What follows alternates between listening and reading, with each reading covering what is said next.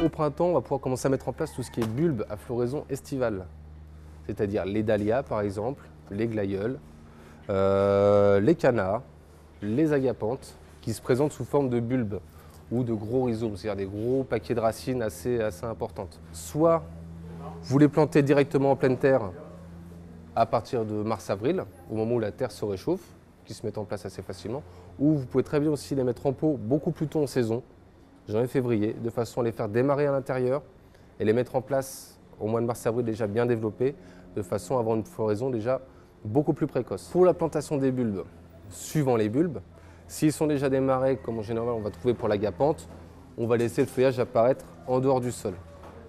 Pour les autres, on va les enterrer juste de façon à ce que de petits bourgeons affleurent au niveau de la terre. On va creuser un trou, 2 fois le volume à peu près de la motte qu'on va avoir au départ, rajouter de l'utérοπlantation, mais surtout bien tasser la terre.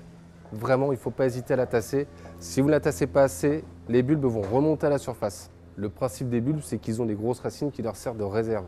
On va éviter d'avoir une terre trop saturée en eau pour éviter qu'ils pourrissent. Donc on va limiter l'arrosage 1 à 2 fois par semaine s'il fait très chaud, mais ce n'est pas la peine non plus de surarroser ce genre de plante-là.